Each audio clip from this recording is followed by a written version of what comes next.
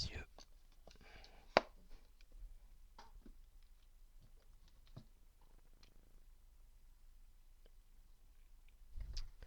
Alors c'est une nouvelle, donc on pourrait la mettre dans un recueil. Enfin, si c'est bon. Alors, 3 pages. Ok. Alors, dans les cris de son silence, il existe ces paysages si beaux que même la plus fine des plumes ne pourrait les décrire, tant leur identité et ce qui fait leur splendeur est plus délectable à voir qu'à lire. Alors, je vois déjà deux fautes, mais bon, je vais noter.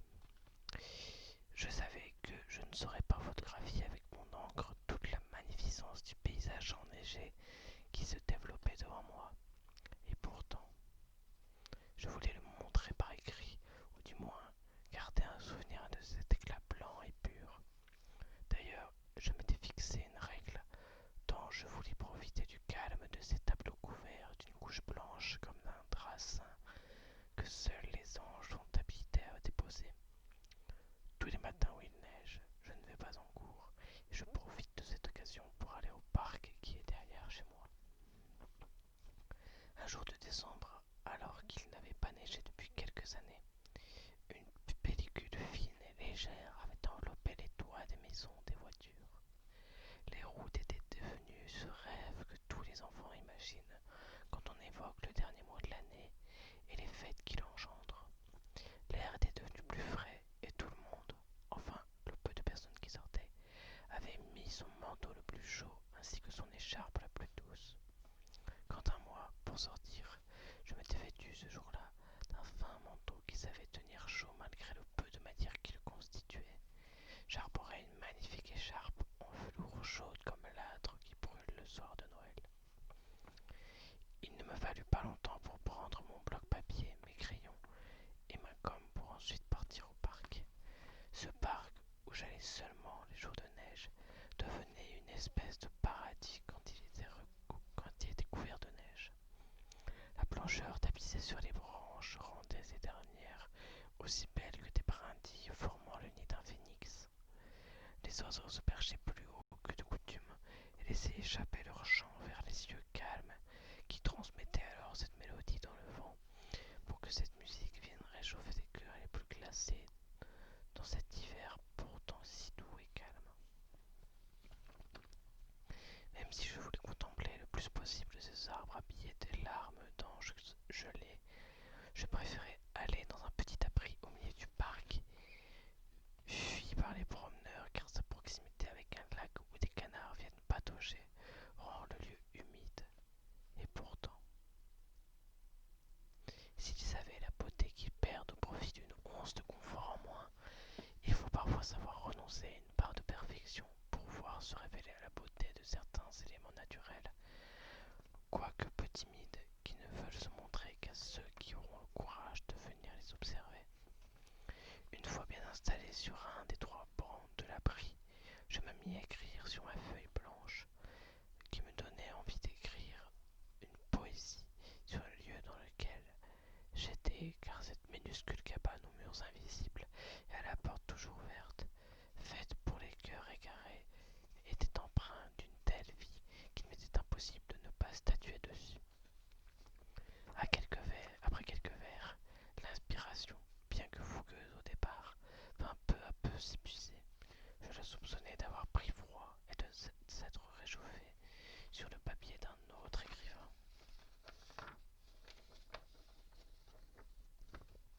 Sans rien dire, alors que je contemplais le lac qui brillait, une jeune femme vient s'installer sur le banc à côté de moi et se mit à lire un livre. Au vu de la couverture, je crois qu'elle lisait une romance sur fond de guerre japonaise. Quel déchirement cela devait être dans son histoire, car dès qu'elle eut plongé le nez dans son histoire, elle prit un air grave, puis choqué, et enfin triste. Bien sûr, même si l'idée saugrenue de lui demander ce qu'elle disait me traversait vaguement l'esprit, je préférais la laisser vaquer à sa lecture. Cet acte est si noble qu'il ne mérite qu'aucunement qu'on dérange quiconque fourrant sa curiosité dans un livre. L'inspiration revint doucement comme un enfant trouillard qui tentait de fuguer.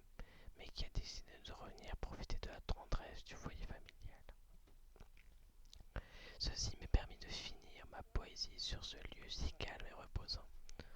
Sentant que l'inspiration me pinçait encore le cœur, je me décidai à écrire sur la jeune lectrice qui me faisait face. Pour ne pas la déranger avec un regard trop insistant, je saisissais, grâce à de subtils coups d'yeux, une partie de sa beauté pour la transposer sur ma feuille qui, peu à peu, se remplissait d'encre. Même si cette jeune femme me voyait la dépeindre sur mon bloc de papier, elle me regardait en me jetant juste un petit sourire timide. Elle se cachait dans un silence énigmatique.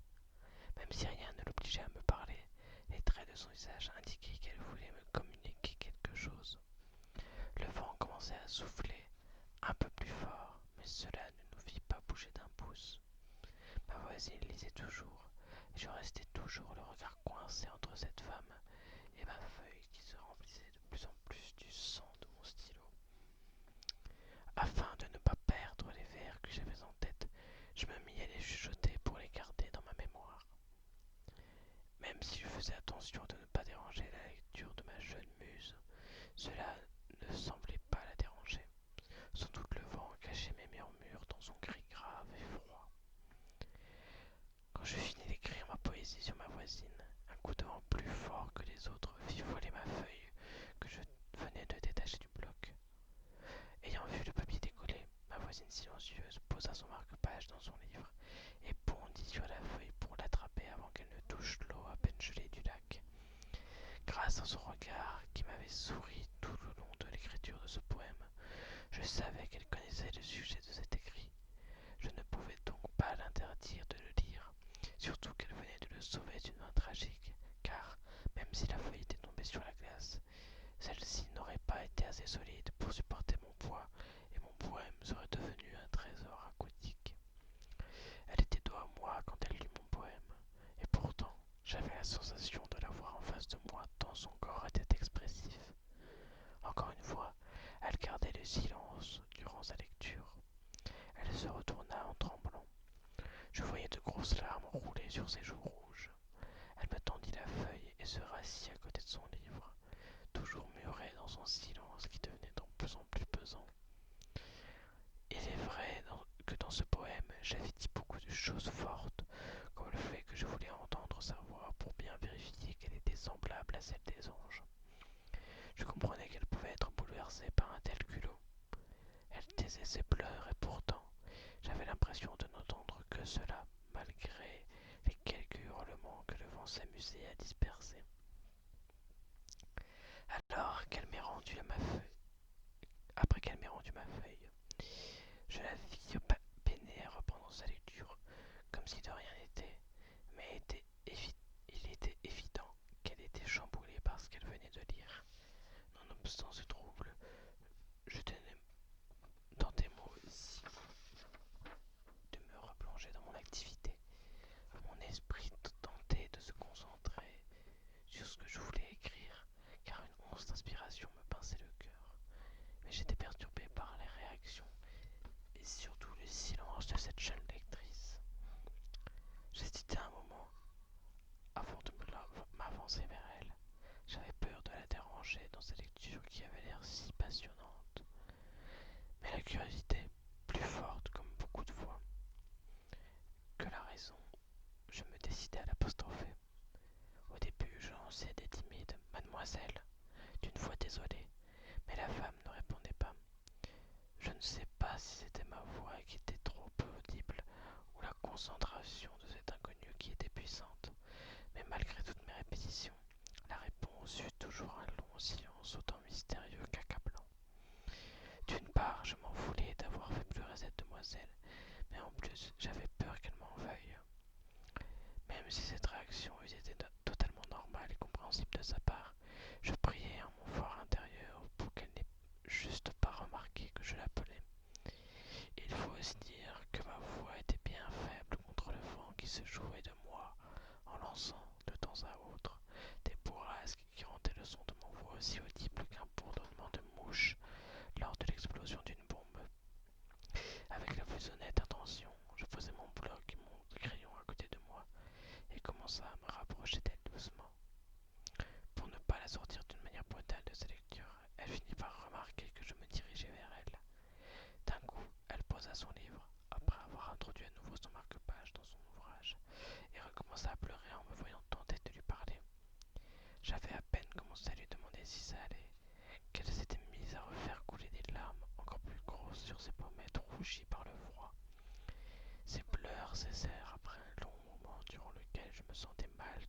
mise dans cet état.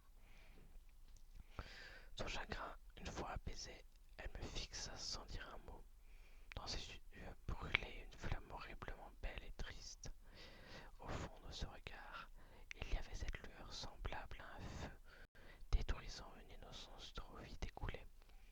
À l'intérieur de ses pupilles, je pouvais voir une partie d'elle se briser, comme si ce que j'avais écrit avait provoqué en elle une fêlure irréparable. Je renouvelai ma question pour savoir si elle allait bien. La réponse fut la même qu'avant, à la différence qu'en plus de se taire, elle se mit à sangloter et à remuer ses bras et ses mains. Elle ouvrait la bouche, mais aucun son ne sortait. Je voyais qu'elle voulait s'exprimer, mais qu'elle ne savait pas trouver les mots pour me dire ce qu'elle avait en tête. Après avoir essuyé ses restes de larmes et après avoir tenté de s'expliquer, elle prit son livre et se précipita vers un sentier du parc. Cette réponse soudaine me laissa perplexe et je me mis dans un état de confusion abominable. Je ne savais toujours pas ce qu'elle avait voulu me dire. Je ne savais pas si je devais la rattraper ou non, si je devais insister sur mes excuses ou pas. Je n'étais pas sûr de revoir cette fille que je ne connaissais ni d'Ève ni d'Adam. Je repris donc le chemin de mon habitation, peiné d'avoir rendu triste cette jeune fille, mais incapable de la retrouver pour m'excuser une énième fois.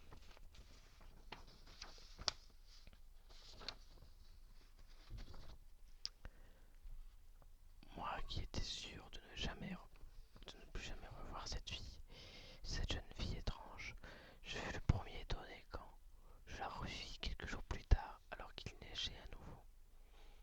J'étais revenu dans le parc au même endroit que lors de notre première rencontre, à la seule différence que cette fois elle était arrivée avant moi.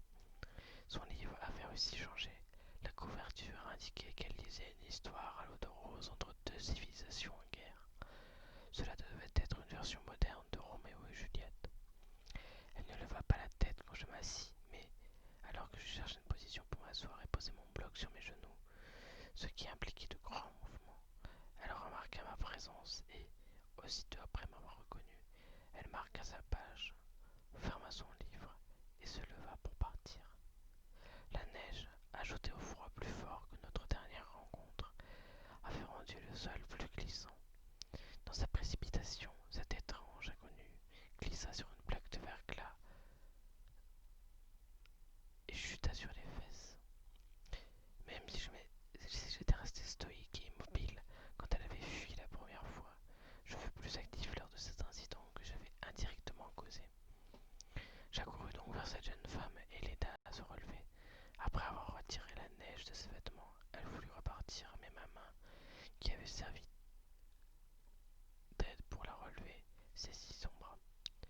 Je ne sais toujours pas pourquoi j'ai fait ça, sans doute pour savoir pourquoi elle me fuyait maintenant comme la peste.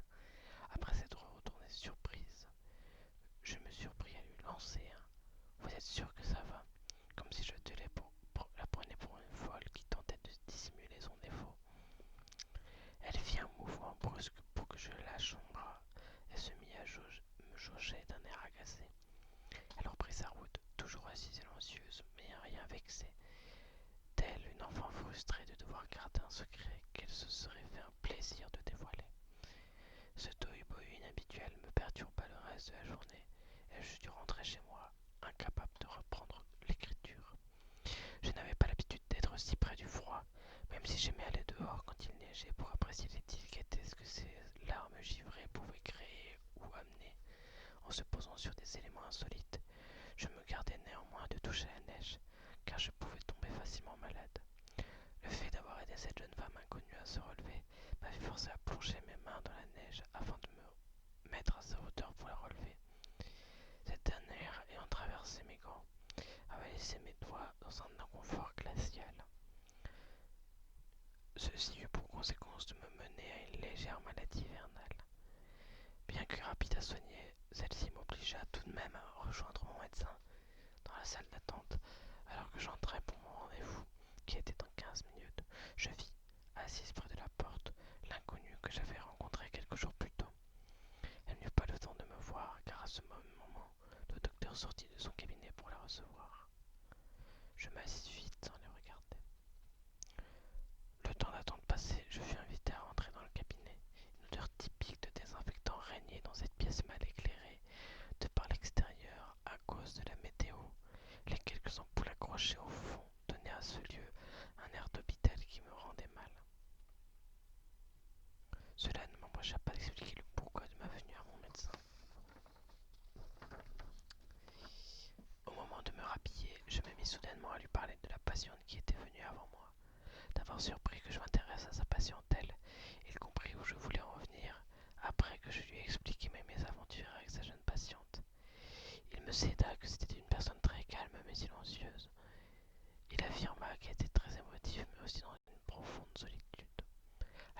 je franchis la porte pour sortir de son cabinet, il conclut au sujet de sa patiente en me lançant cette phrase d'un air complice et triste, assuré que je savais de quoi il était question. Mais vous savez, quand on est sourde et muette comme elle, rien n'est facile. La porte de médecin close, je restais sur le trottoir, ébahi de la révélation qu'il venait de me faire, comprenant que cette jeune fille au silence glacial n'était pas incapable de me dire ce qu'elle ressentait par manque de mots, mais par manque de paroles.